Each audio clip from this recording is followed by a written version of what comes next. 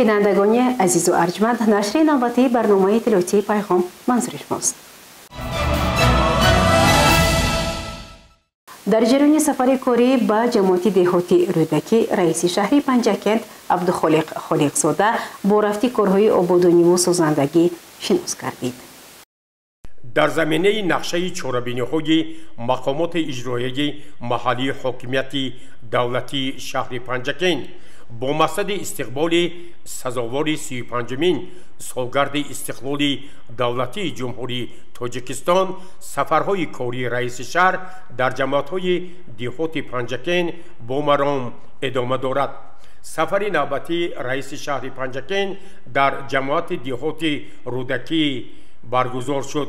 رئیس شهر عبدالخالق خالقزاده در جریان سفر کاری به جماعت دهات رودکی در دهه مرغیدر با رفت ساختمان مرکز تجارتی و خدمت رسانی، سردخانه، میدان پرچم، تالار ورزشی شناس گردیده، همزمان اینجا با اشتراک ساکنان این دهه مرکز سودای انصاف را مورد استفاده قرار داد. در دهه 50 برای موسفیدان چایخانه زمانوی بنیاد می شود که رئیس شهر این اقدام را خیلی خوب ارزیابی کرد و تاکید کرد که واقعا امروز ما باید نسبت این قشر جامعه غمخوار و مهربان باشیم.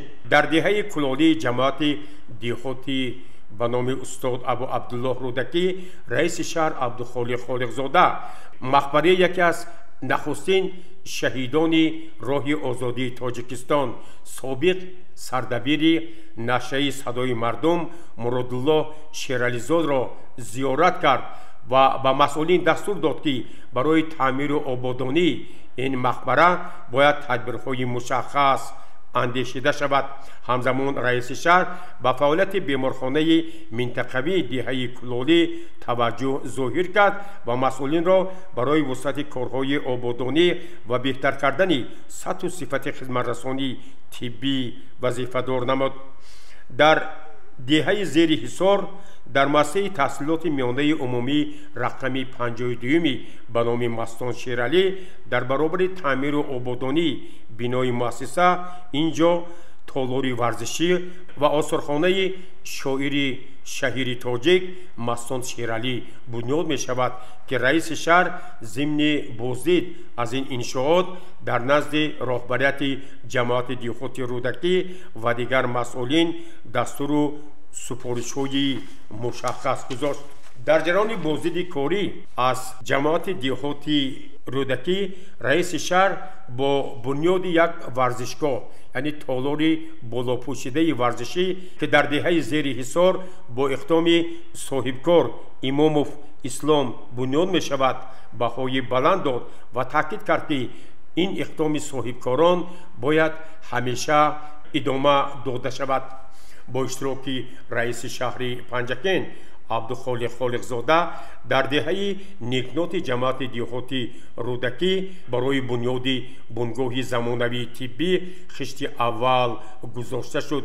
همزمان اینجا رئیس شهر با جریان ساختمان بینای نوی مؤسسه تحصیلات میانه عمومی رقم 13 به نام فیض‌الله انصاری شناس گردید و ضمن صحبت با ساکنان دهه نیکنات، رئیس شهر بار دیگر از حاضرین و صاحبکاران دعوت به عمل آورد که آنها باید متشکلانه و متحدانه برای آبادی دیار خویش سهم ارزنده خود را گذارند و ما باید جشن فرخنده 35مین سالگرد استقلال دولتی جمهوری تاجیکستان را با کارهای آبادانی و سازندگی و شهر و دهات زیبای پنجکند استقبال نماییم. مورد ذکر است که در جریان سفر کاری با جماعت دهاتی رودکی، رئیس شهر عبدالخالق خالقزاده یکی از سابقه‌داران ساحه کشاورزی ساکن دهه ششکت نو شادیبای اتموف را مورد عیادت قرار داد. با او تحفه ها تقدیم گردید و یک صحبت خیلی صمیمانه با او آنها پیرامون دستگیری سابقه‌داران و نقش آنها در پیشبرد جامعه تبادل افکار کردند. ایادت ساکن دهه زیر حصار سابقه‌دار ساحه معارف عبدالناصر رجبوف خیلی صمیمی و فرحبخش بود. سابقه‌دار ساحه معارف عبدالناصر رجبوف برای ایادت به رئیس شهر عبدالخالق خالق‌زاده راهبریت ولایت و جمهوری عرض سپاس کرد و اظهار داشت که برای رشد ساحه معارف منبع نیز سهم ارزنده خود را می‌گذارد.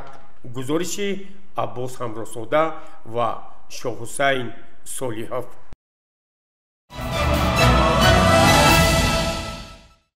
با مقصد رشد ساحه سیاحی و ورزش از سنه 1 تا 3 آگوست سال روان در موضع هفت‌گل نیم ماراتون بین المللی اکولوژی کوهی برگزار گردید.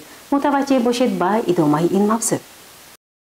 از سنه 1 تا 3 آگوست در شهر پنجاکند نیم ماراتون بین المللی اکولوژی کوهی تحت عنوان هفت‌گل 2025 برگزار گردید. در این مسابقه که در موضع هفت‌گل گذشت، ورزشکاران و دوستداران دویدن از تاجیکستان و کشورهای گوناگون اشتراک نمودند. در هفته افتتاح و جنبست ماراتون کوهی ذوالفقار گلاحمدزاده رئیس کمیته کار با جوانان و ورزش نزد حکومت جمهوری تاجیکستان، رحمانزاده لایق معاون رئیس کمیته حفظ محیط زیست نزد حکومت جمهوری تاجیکستان، بختیار اسمتزاده سردار ریاست کار با جوانان و ورزش ولایت سوخت و عبدالخالق خالق‌زاده رئیس شهر پنجاکند اشتراک و سخنرانی نمودند. رئیس کمیته ضمن سخنرانی خویش درج نمود که هدف نیم ماراتون مذکور پیش از همه عمومی‌گردانی ورزش، جلب مردم به راهگردی سلامتی، رشد سیاحی، اکولوژی و ورزشی، تبادل تجربه ورزشکاران خارجی و داخلی در چنین چهاربینی‌های بین المللی، ترغیب طرز حیاتی اکولوژی، رشد اکوتوریسم و جلب جوانان به ورزش می باشد. ضمن چهاربینی ورزشی زیاده از 200 نفر ورزشکاران از 10 کشور اشتراک نموده در 3 مسافه 3 کیلومتر، 10 کیلومتر و 21 کیلومتر میانی هم سبقت نمودند که غالبان روز 3 آگوست در فضای تنتنوی با مدال، سرتیفیکات و مکافات‌های پولی سرفراز گردانیده شدند. مورد ذکر است که بیشتری غالبان در نیم ماراتون مذکور از تاجیکستان بودند و 10 مدال زینه‌های اول را به دست آوردند. گزارش مرتبه رحمان و شاه حسین صالحov و طلبشاه تاشف.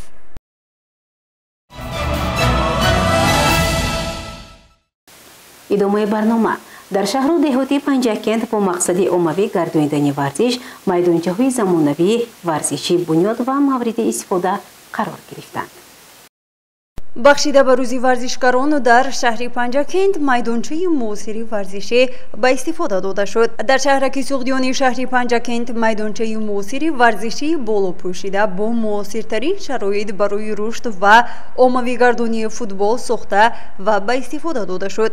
افتتاح میدانچه ورزشی شهرک سوقدیان با سخنرانی رئیس شهر پنجاکند عبدالخالق خالق‌زاده آغاز گردیده. او سراول مهمانان را به شهر باستانی پنجاکند خیر مقدم گفت. بعداً رئیس کمیته کار با جوانان و ورزش نزد حکومت جمهوری تاجیکستان ذوالفقار گلمحمدزاده سخنرانی نموده. از تشبسکاران بنیادی آن اظهار سپاس نمود و قید نمود که این اقدام در سمت رشد ورزش و تشکل طرز حیاتی سالم خیلی مهم می باشد. امروز رسالت اساسی جوانمردی ما همین است که ملت و دولت ما رو باید معرفی کنیم و همین زحمت های سرور دولت محترم رئیس مجلس ملی مجلس عالی جمهوری تاجیکستان که محترم رئیس عضو مجلس ملی مجلس عالی جمهوری تاجیکستان هستند، تمام فرزندان شایسته این ملت رو باید نادیده نگیریم. همیشه شکرگزار باشیم، عرض سپاس و تشکر ابراز نماییم و این میدان ها رو ثمرناک استفاده بریم. اینا ببینید هم سلامتی ترغیبگر طرز حیاتی سالم است، هم خودتون راحت میکنید، هم ملت و دولت هم معرفی میکنید، هم وقت خالی تنها بیهوده صرف نمیکنید. ما باور داریم که از این حلقه، از این داخل، از این جوانو، از این منطقه، از این سرزمین هزارها هزار معرفی کننده ها، رونالدو و میسی، وحدت و رستم و شخصیت های بزرگ و این خاک خودش خاک جوان پرور است، خاک قهرمان آفر است. وطن فقط بس گفتن که من دوستدار وطن هستم نمیشه. ватана дар амал ин гуна исбот мекунанд ки ман барои ватан чӣ гуна хидмат мекунам. Мисли ин соҳибкоре ки имрӯз ина дар баробари ин иншоот чандин иншоотҳои дигар сохт ва истифодаи мардум дод ки солҳои зиёд дар хидмати тамоми мардум қарор мегирад. Пас шумо ҳам метавонед, дӯстони азиз, шумо ҳам метавонед, ҳамаи мо метавонем агар ҳичи не намонем ки ягон назари ноҷоӣ нисбат ба ин хок, ин сарзамин, ин ватан равона гардад. пас мо анамун вақт бо эҳсос, бо садоқат, бо муҳаббат гуфта метавонем ки ватандори асил ҳастем.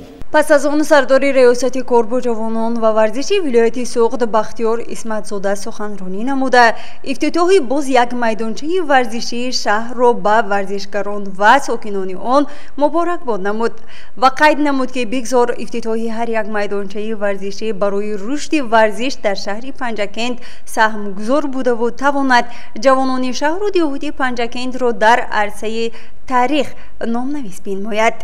در شهر پنجکین نیز با دستگیری بی‌واسطه رئیس شهر محترم عبدالخالق خالقزاده قریب که هر 3 ماه چندین این خیل میدان‌های ورزشی، تالارهای ورزشی ساخته به استفاده داده شده است که این بی‌واسطه برای تطبیق همون برنامه‌های دولتی در ساحه تربیت جسمانی و ورزش و هم برنامه‌های رشد جوانان روانه کرده شده است. من از فرصت مناسب استفاده برده minnatdori maqomoti ijroiy hokimiyati davlati viloyati Suғд shaxsan raisi viloyat muhtaram Rajabboy Ahmadzodaро va sohibkoroне ki барои сохтмони ин майдони варзишӣ санг гузоштанд мерасонам ва ба ҳар яки шумоҳо варзишгарон, ҷавонони арҷманд барои рушди соҳаи варзиш, пешбурди тарзи ҳаёти солим таманниётҳои дар майдончаи варзиши нав нахустин бозии дӯстонаи ҷавонону наврасони шаҳраки Суғдиён баргузор гардида ба дӯстдорони варзиши футбол ки дар маросими ифтитоҳи майдончаи варзишӣ иштирок доштанд тӯби футбол ҳадя гардид. дар идомаи сафари кори худ ба шаҳри Панҷакент раиси кумитаи корбоҷавонон ва варзиши назди ҳукумати ҷумҳурии Тоҷикистон Зулфиқор Гулаҳмадзода аз варзишгоҳи марказии шаҳр ва ҳавзи шиноварӣ боздид намуда ба масъулин дастуру супоришҳои мушаххас дод. дар идома ӯ қайд намуд ки дар ин майдончаи барҳаво бояд мусобиқаҳои варзишӣ зиёдтар гардидаву ҷавонон ва наврасонро ба варзиш бештар ҷалб намоем то ин ки тавонанд варзишгарони шаҳру диҳоти Панҷакент ҳунари худро дар арсаи ҷумҳуриявӣ ва байналмилалӣ нишон додаву номбардори шаҳри худ гарданд. гузориши Мартаба Раҳмонова ва Шоҳусайн Солиҳов.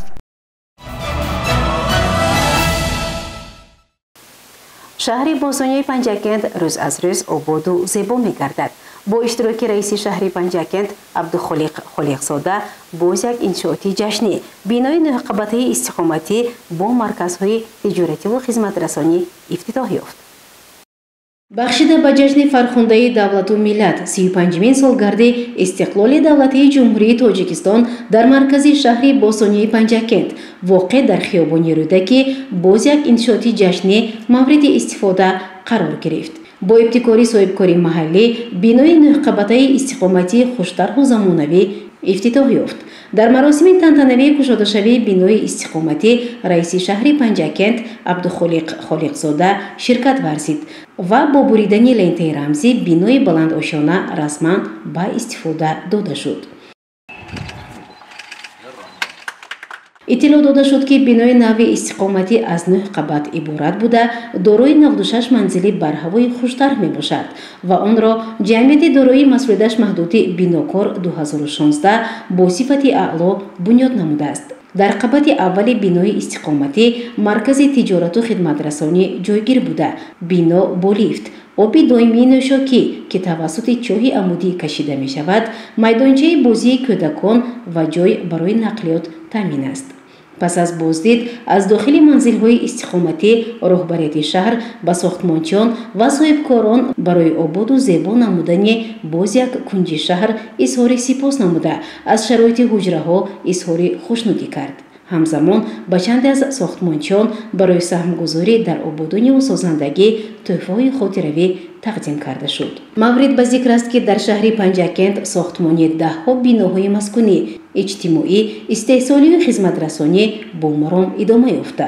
то арафаи санаи фархонда 35-мин солгарди истиқболи давлатии ҷумҳурии Тоҷикистон диёри мо бо тарҳи муосири меъморӣ боз ҳам ободу зебо, сабзу чароғон хоҳад шуд.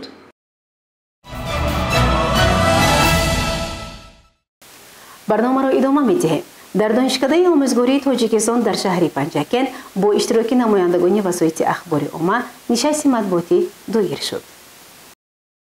бо мақсади шарҳу изҳори натиҷаҳои ҷамъбасти фаъолият давоми нимсолаи якуми соли равон, нақшаю барномаҳои нав ва омодагӣ ба соли хониши 2025 ва 2026 дар донишкадаи омӯзгории Тоҷикистон дар шаҳри Панҷакент нишасти матбуотӣ баргузор шуд. ба саволҳои намояндагони воситаҳои ахбори умма пиромони омодагӣ ба соли нави 2025 ва 2026 нақшаи имсолаи қабули донишҷӯён, ҳамкорӣ бо донишгоҳу донишкадаҳои кишварҳои хориҷӣ, тавсеаи ҳамкориҳои илмӣ дар заминаи ташкили хонишҳои артуч, омода намудани мутахассисони соҳаи сайёҳӣ, бостоншиносӣ, боз ҳам беҳтар намудани имкониятҳои таълимӣ, коллеҷи технологӣ ва инноватсионӣ, рӯй овардан ба низоми омӯзиши ҷаҳонӣ, ректори донишкадаи омӯзгории Тоҷикистон дар шаҳри Панҷакент профессор Муаззамхон Ансорӣ ҷавобҳои муфассал дод. ӯ таъкид кард, ки тавассути маркази миллии тестӣ назди президенти ҷумҳурии Тоҷикистон соли равон дар марҳилаи аввал 600 нафар довталабон аз имтиҳонот гузаштанд ва то ҷанбасти қабули такрорӣ нақшаи имсолаи қабули донишҷӯён ба 85% расонида мешавад. иттилоъ дода шуд, ки ҳамкориҳои таълимӣ ва илмии донишкада бо муассисаҳои олии таълимӣ, марказҳои илмии ҷумҳуриҳои Ӯзбекистон, Қазоқистон, Федератсияи Русия, ҷумҳурии мардумии Чин густариш ёфта ташкилу баргузории ҳамоишҳои муштараки олимону устодон, аз ҷумла хонишҳои пажӯҳишии артуч самараовар шуданд. Муаззамхон Ансорӣ ба хабарнигорон баён дошт, ки маъмурияти донишкада тасмим дорад дар баробари омода сохтани мутахассисони соҳаи сайёҳӣ барои тайёр кардани бостоншиносон, ки дар шаҳри Панҷакент ба онҳо ниёз сол то сол меафзояд, тадбирҳои мушаххасро роҳандозӣ намуда, бо ин мақсад дар барномаи таълимии донишкада омӯзиши 12 ихтисоси нав ҷорӣ гардид. донишҷӯён аз ҷумҳурии Тоҷикистон ва мамлакатҳои хориҷӣ мутобиқи дархост ва интихоби касб ба таҳсилоти рӯзона ва фосилавӣ фаро гирифта мешаванд. дар ин раванд дастовардҳои илмии ҳайати устодон сол то сол беҳтар гардида, бо зиёд шудани шумораи донишҷӯён барои баландбардоштани сатҳу сифати таълиму таҳқиқ бо истифода аз таҷрибаи пешқадам тавассути технологияи муосир тадбирҳои ҳадафнок мавриди амал қарор мегиранд, ки дар татбиқи ин мақсадҳои маърифатӣ ҳамкориҳои судманди донишкада бо расонаҳои хабарӣ бо муваффақият идома дорад.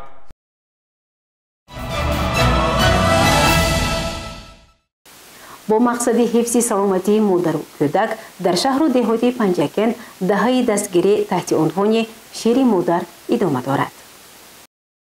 аз 1 то 2 август даҳаи умумиҷаҳонии ҳимояи ғизодиҳии кӯдакон таҳти шиори афзалият додан ба синамаконӣ ташкил намудани системаи дастгирии устувор гузаронида мешавад. шири модар ғизои беҳтарин барои кӯдак аст, зеро беҳтарин роҳи ҳифзи саломатии кӯдак шири модар мебошад. барои ҳар як модар саломатии фарзанд аз ҳама ганҷи дунё беҳтар аст. ҳар як модар фарзанди худро бо шири модар таъмин намояд. парвариши тифл бо шири пистон саломатии занро ҳимоя мекунад ва модарро аз бемориҳои хунравӣ баъди таваллуд, камхунӣ, саратони сина ва тухмдонҳо, дарди устухонҳо эмин медорад. аз ин лиҳоз ҳар як модар ба тифли худ то 6 моҳи аввали ҳаёташ шири худро диҳад. табиби таваллудхонаи шаҳри Панҷакен неонатолог Маҳина Раҳимова оиди даҳаи умумиҷаҳонии ғизодиҳии кӯдакон чунин гуфт: мақсад ва мароми ин даҳа аз он иборат аст ки ҳам чӣ барои ҷомеа, чӣ барои навзода, чӣ барои худи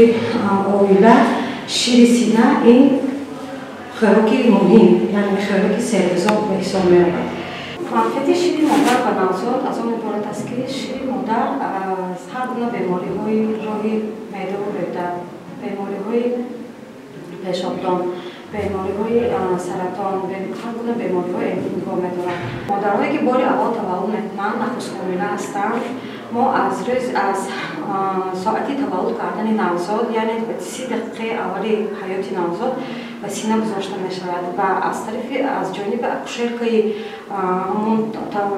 тифлро қабул карда машварат дода мешавад ва табиби неонатолог, яъне табиби навзод машварати ваъдаро давом дода ба зан машваратдиҳӣ оиди синамаконӣ, тарзи дурусти синамаконӣ, қоидаҳои асосии синамаконӣ, тарзи пайдо шудани шир, дар бораи таркиби шир, дар бораи умуман хусусияти шир маълумотҳо дода мешавад. кормандони маркази ташаккули тарзи ҳаёти солими шаҳри Панҷакен дар байни занону бонувон корҳои ташвиқотӣ ва тарғиботиро хуб баро монда ба модарон оиди ғизои солим барои зани ширдеҳ ва раққаҳои иттилоотӣ тақсим намуданд. ҳар инсон дар ҳаёти худ танҳо як маротиба имкон дорад ки шири модарро истеъмол намояд, зеро ягон ғизо ҷои шири модарро иваз карда наметавонад. модар ҳангоми шир додан ба тифли худ меҳру муҳаббаташ зиёд мешавад ва тифли ӯ солиму бардам ба воя мерасад. гузориши Дилшода Ҳалимова ва Талабшоҳ Тошев. бинандагони гиромӣ, дар ҳамҷо барномаи иттилоотии пайғом ба поён мерасад. барои ҳар яки шумо саломатиро хоҳонем. хайр, шуду пирӯз бошед.